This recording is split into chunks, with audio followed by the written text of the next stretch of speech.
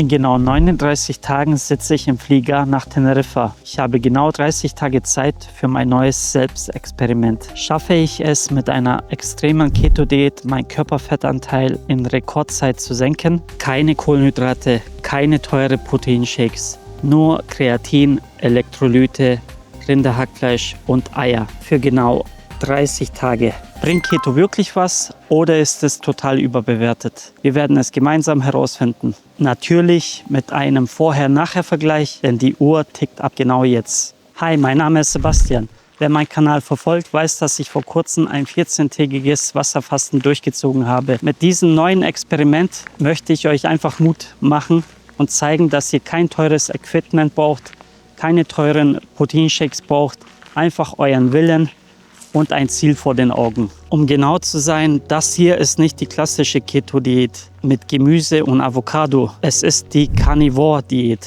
die extremste Form von Keto. Das bedeutet 100% tierische Produkte. Das Prinzip dahinter ist simpel. Indem wir die Kohlenhydrate komplett auf Null reduzieren, zwingen wir den Körper in die sogenannte Ketose. Er verbrennt dann keine Glucose mehr als Zucker oder Getreide und greift rund um die Uhr auf die eigenen Fettreserven als Energiequelle zu. Fett wird ab jetzt mein neuer Treibstoff. Ich habe mich für diese Keto-Diät entschieden, weil ich keine Lust hatte, jeden Tag mir irgendwas auszudenken, was ich essen soll, was ich nicht essen soll, wie viel Kalorien, wie viel nicht. Das ist für mich die einfachste und effektivste Form, mein Fett zu reduzieren und mein Ziel zu erreichen. Ich habe mir auch vorgenommen, in der Zeit alle 2 Tage mit meinem Kettlebell zu trainieren. Dafür trinke ich jeden Tag 5 Gramm Kreatin, damit ich einfach genug Kraft habe, um den Training richtig hoch zu halten. Zu dem Kreatin, was ich trinke, kommen noch die Elektrolyte, die ich auch täglich trinke. Natürlich wieder ohne Süßungsstoffe. Damit bin ich, denke ich, ganz gut gewappnet, dass mir nicht schwindelig und ich mich einfach neben der Spur fühle. Wie ihr sehen könnt, habe ich schon gut abgenommen, aber ich habe immer noch einen Körperfettanteil von 29%. Das sieht man hier besonders am Bauch. Seht ihr? Das sieht man hier noch gut. Natürlich noch etwas an den Backen und am Hals hier. Und wie gesagt, mit der Keto-Diät ist mein Ziel, eventuell unter 20% Körperfettanteil zu kommen. Ob ich das schaffe, weiß ich nicht, aber die beste Voraussetzung habe ich einfach mit dieser Diät. Da ich jeden Tag körperlich arbeite, plus alle 2 Tage mein Kettlebell-Training, denke ich, wird es auf jeden Fall eine Beschleunigung der Fettverbrennung sein. Ich zeige euch nun noch meinen aktuellen Körperzustand.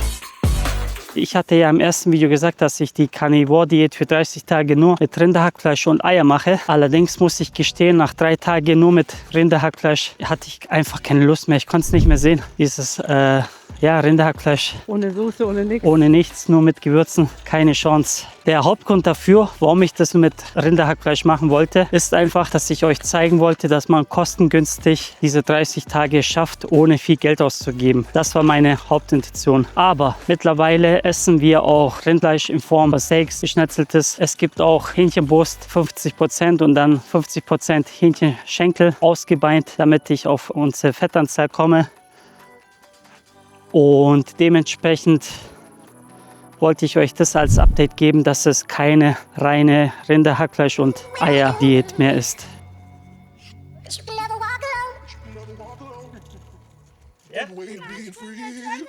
Ich kann euch auf jeden Fall sagen, es ist viel leichter hier in diese Carnivore-Diät, als nur mit Wasserfasten in die Ketose reinzukommen. Bin schon nach 4 Tagen in die Ketose gekommen. Das habe ich an meinen Acetonarten gemerkt. Da ich diesmal arbeite und nicht wie beim ersten Fasten im Urlaub war, vergeht die Zeit auch viel schneller. Also die Tage gingen ruckzuck vorbei. Ich meine noch 2 Tage, dann haben wir eine Woche hinter uns. In der Arbeit selbst komme ich gut mit meinem Energielevel über den Tag. Ich esse mittlerweile 8 Eier in der Arbeit zum Frühstück, so gegen 10 Uhr. Und das hält mich auf jeden Fall satt bis zum Abendessen, so gegen 17 Uhr meistens. Was ich auch noch sagen kann, meine Frau und ich haben immer noch Durchfall.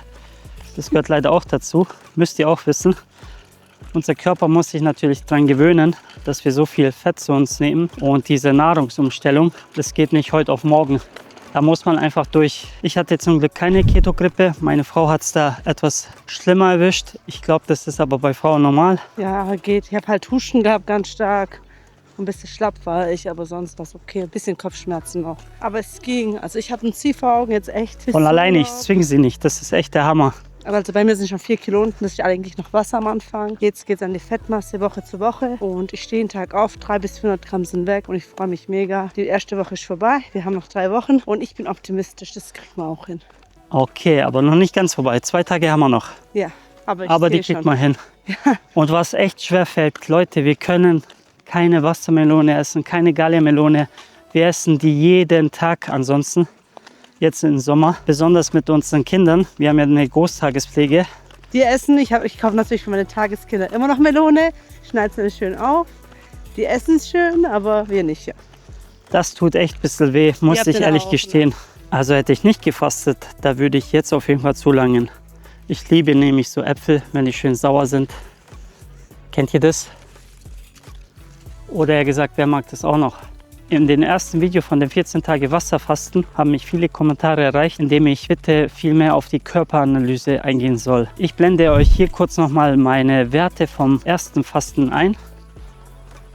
Da sieht man jetzt auch meine Skelettmuskel, weil viele haben ja gesagt, man verliert bei Wasserfasten sehr viel Muskeln. Das stimmt auch, aber ihr seht, die Werte sind an sich noch ganz okay und die blende ich jetzt auch bei diesem Fasten definitiv auch ein. Dann habt ihr von Tag 1 bis Tag 30 die kompletten Werte, was sich mit meinem Körper ändert. Das Ganze machen wir über die Samsung Watch. Ich tue mich jeden Morgen wiegen. Dazu habe ich mir auch eine Körperfettwaage angeschafft. Dann haben wir 2 Vergleiche. Die ist auch mit der Samsung Health App verbunden. Ich weiß nicht, wie genau die sind, aber ich nehme das einfach nur als Richtwert, damit man einfach eine kleine Vorstellung hat, wo man gerade steht. Und ich denke, das ist ja für euch auch sehr interessant. Jetzt machen wir hier noch einen kleinen Abstecher auf dem Spielplatz und dann war es das für heute. Zusammen! Aber muss sie auch noch durch? Bist du bereit? Und zusammen! Wer fliegt als erstes runter? Falls ihr uns supporten möchtet, lasst gerne ein Abo da, kommentiert fleißig. Ich antworte auf jeden Kommentar zurück. Wir bedanken uns jetzt schon mal bei euch. Vielen Dank. Wer mein Video 14 Tage Wasserfasten gesehen hat, der weiß, dass ich genau da oben am letzten Tag, also am Tag 14 vom Wasserfasten, hochgewandert bin. Das war nicht ohne, Leute, ich sag's euch. Heute war hier in Villingen ein Reitturnier, aber leider haben wir es verpasst. Wir sind ein bisschen spät dran, aber wir schauen noch, was es hier so gibt. Vielleicht doch nicht ganz vorbei. Das ist der andere. Der frisst halt der andere. Wow. Ein nur gestriffen. Ich glaube, Teilfehler wird es sein. Oh, Ich kann nicht sehen. cool, oder? Bis jetzt sieht es sehr gut aus.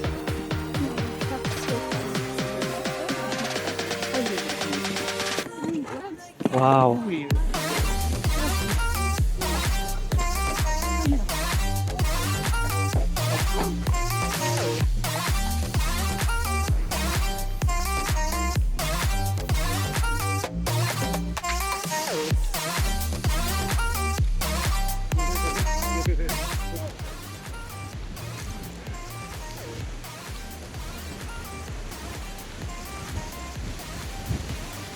Wow. Was geht jetzt ab?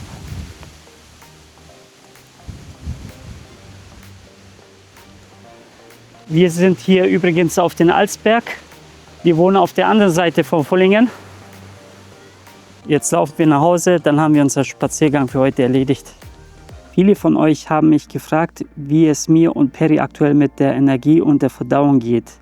Die erste Woche war wegen der Umstellung auf die hohen Fettmengen mit Durchfall echt heftig. Mittlerweile hat sich aber der Körper super angepasst und verwertet das Essen extrem gut, so dass wir nur noch selten Durchfall haben. Auch die Entscheidung, nicht mehr nur trockenes Rinderhackfleisch zu essen, sondern auch Hähnchenschenkel und Rindersteaks einzubauen, tut einfach gut und gibt richtig Energie. Einige von euch haben mir zwar geschrieben, dass das für Carnivore immer noch etwas zu mager sei. Danke auf jeden Fall für die vielen Hinweise in den Kommentaren. Dazu muss ich aber sagen, wir braten das Fleisch in Schweineschmalz und für meine Frau Peri extra in Butter. Und trotzdem werde ich als nächstes definitiv mal Ribeye Steaks ausprobieren, um den Fettgehalt noch etwas höher zu schrauben. Kurzes Update zum Thema Eier. Im letzten Video meinte ich, ja, ich esse morgens in der Arbeit 8 gekochte Eier. Ganz ehrlich, ich kriege die kalten, hart gekochten Eier einfach nicht mehr runter. Wenn ich nur dran denke, graust es mich schon, ehrlich. Ich bin jetzt runter auf 4 bis 5 Eier täglich, frisch gebraten als Rührei oder Spiegelei mit etwas Fleisch, das geht. Aber diese Masse an kalten Eiern auf der Arbeit, keine Chance mehr. Leute, ich kann es nicht mehr sehen. Das war mein Gewicht heute Morgen um 4:40 Uhr. Ich wiege mich immer direkt nach dem Aufstehen. Meine Samsung Smartwatch misst das Ganze über das sogenannte BIA-Verfahren, Bioimpedanzanalyse. Da fließt ein ganz schwacher Stromimpuls durch den Körper und das ist natürlich nicht zu 100% exakt. Besonders bei Keto oder Carnivore verliert man am Anfang viel Wasser. Weil die Uhr Muskelmasse aber über den Wassergehalt im Gewebe schätzt, zeigt sie manchmal Muskelverlust an, obwohl man in Wirklichkeit nur Wasser verliert. Dazu nehme ich noch täglich 5 Gramm Kreatin, was ja extra Wasser in den Muskeln speichert. Nehmt die Zahlen also wie ich als Orientierung, aber nicht als medizinische Punktlandung. Vor genau 14 Tagen bin ich mit einem Gewicht von 93,8 Kilogramm gestartet und stehe jetzt bei 88,5 Kilogramm. Das macht ein Minus von 5,3 Kilo auf der Waage. An Tag 1 lag die Fettmasse bei 27,8 Kilogramm, jetzt bin ich bei 25,5 Kilogramm. Das ist ein Verlust von 2,3 Kilo reiner Fettmasse. Das ist echt der Hammer. Mein Körperfettanteil ist von 29,6% auf 28,8% gesunken und der BMI hat sich von 29,3 auf 27,6 verbessert. Mein Körperwasser ging in der Zeit von 48,4 Kilo auf 46,2 Kilo zurück, also knapp 2,2 Kilo weniger Wasser im Gewebe. Und jetzt das Wichtigste, meine Muskelmasse.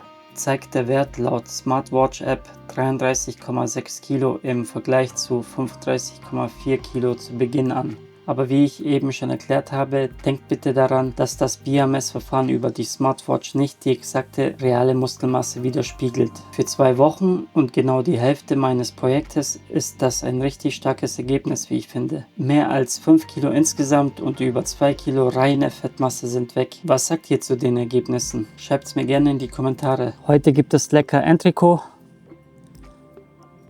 Schön durchwachsen mit Fett. Ansonsten esse ich auch hohe Rippe.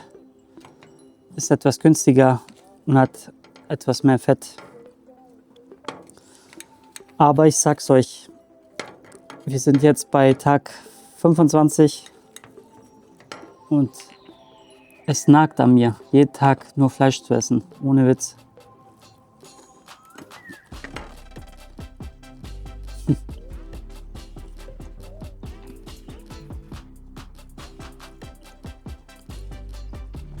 Wirklich Respekt an alle, die das so lange durchziehen. Teilweise machen das ja manche Monate lang oder Jahre lang nur mit Fleisch. Also die Carnivore-Diät ist geil, man nimmt mit Fett ab. Ich kann es irgendwie immer noch nicht glauben. Aber ich vermisse mein Gemüse, mein Obst. Das nagt gerade so an mir.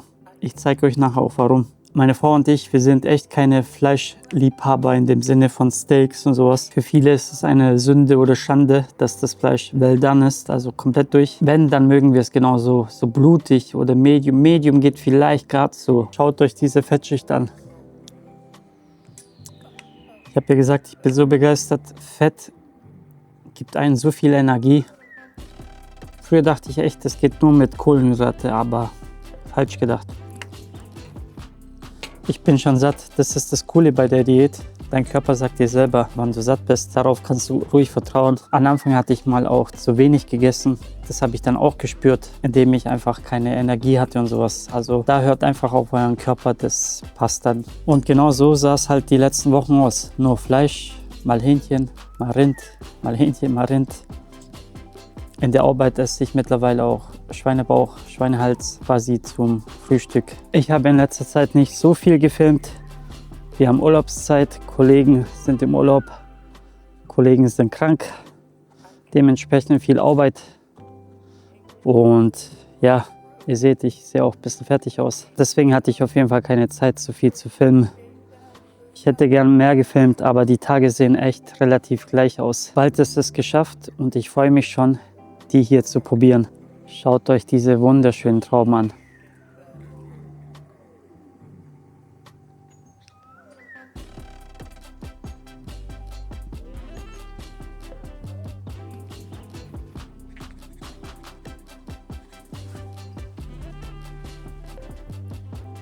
Die sind schon richtig schön weich, reif.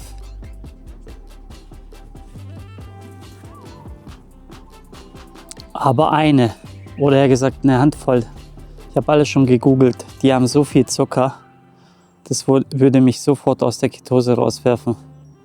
Deswegen Finger weg. Heute vor genau 30 Tagen habe ich mit der Carnivore-Diät angefangen. Ich wollte einfach schauen, ob ich damit weiterhin Fett abbauen kann und vor allem wie schnell.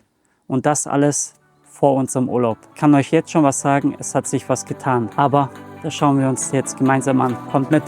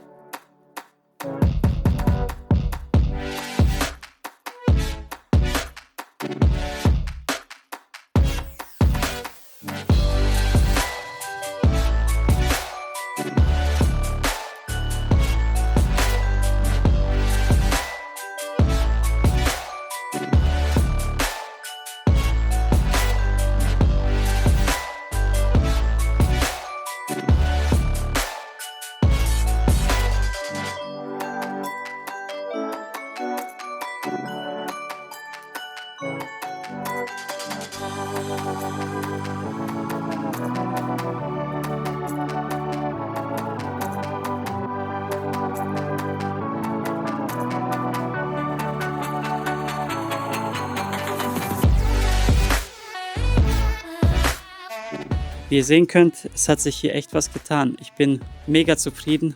Ich meine, das sind jetzt knapp 3 Monate von 102 Kilo zu dem hier. Also ich fühle mich richtig wohl.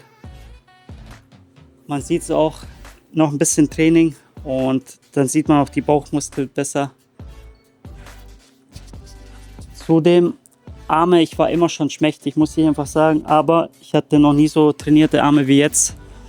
Die kommen langsam. Das kommt auch daher, dass ich jeden Tag Kreatin trinke. Im Großen und Ganzen kann ich euch die Carnivore-Diät auf jeden Fall empfehlen. Für die, die wie wir auch gerne Gemüse und Obst essen, empfehle ich einfach eine normale Keto-Diät. Oder ihr macht einfach ein Kaloriendefizit, nimmt langsamer ab. Aber dafür müsst ihr euch bei der Nahrungsauswahl nicht einschränken. Meine Frau hat ja für 30 Tage die Diät mitgemacht. Hallo! Und ich denke, man sieht hier auch einiges. Ja, schon. Also es sind 10 Kilo reines Körpergewicht runter. Davon sind ungefähr 4 Kilo Wasser, 6 Kilo Fett. Es war sehr hart, aber ich bin stolz drauf, wirklich, und motiviert. Die erste Woche war die schlimmste. Aber jetzt muss ich auch sagen, ich habe gar keine Lust auf das ganze Süße und das Gedöns. Wenn man es einmal weglässt, das geht. Das ist eigentlich nur Kopfsache. Und ja, und ich will mein Gewicht auf jeden Fall noch 2-3 Kilo runter.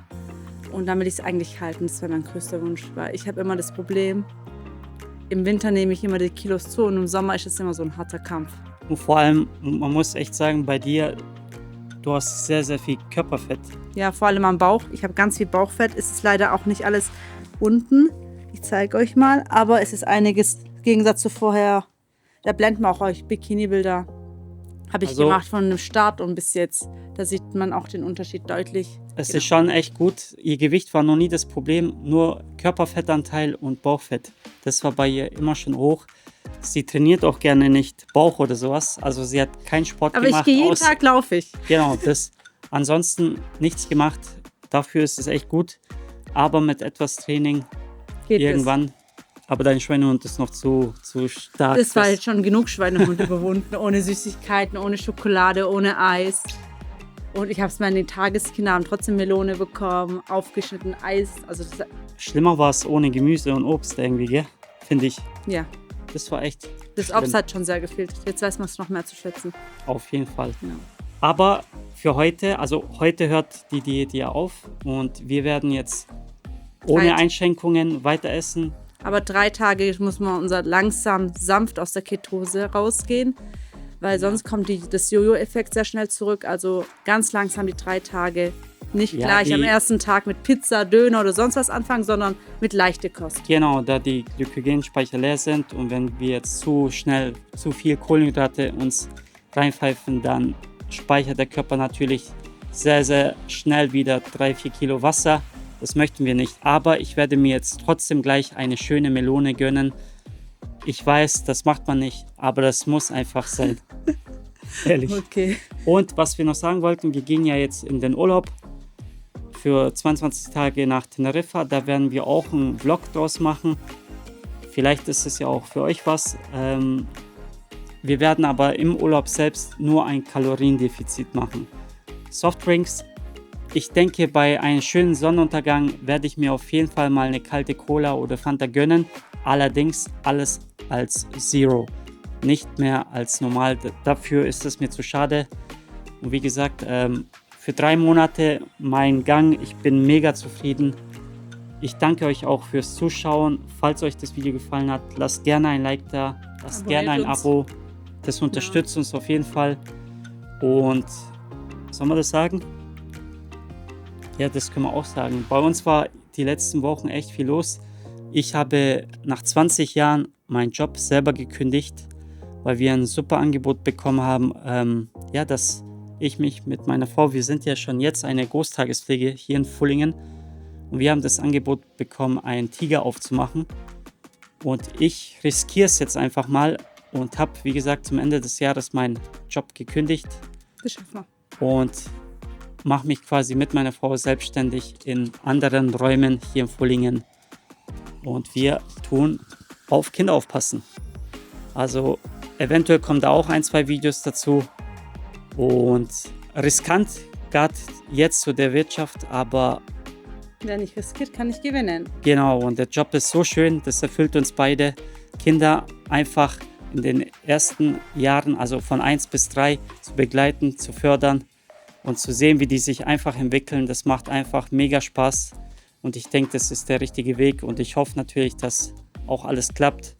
Aber das, nach 20 Jahren einfach einen Job kündigen, das war nicht ohne, ich sag's euch. Also bleibt dabei. Wir waren immer ein Team, wir haben auch immer zusammengearbeitet.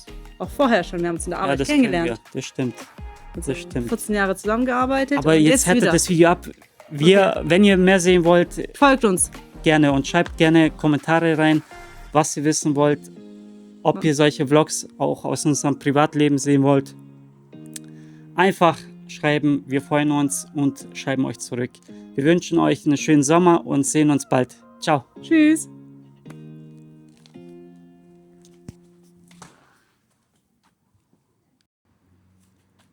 Das musste einfach sein.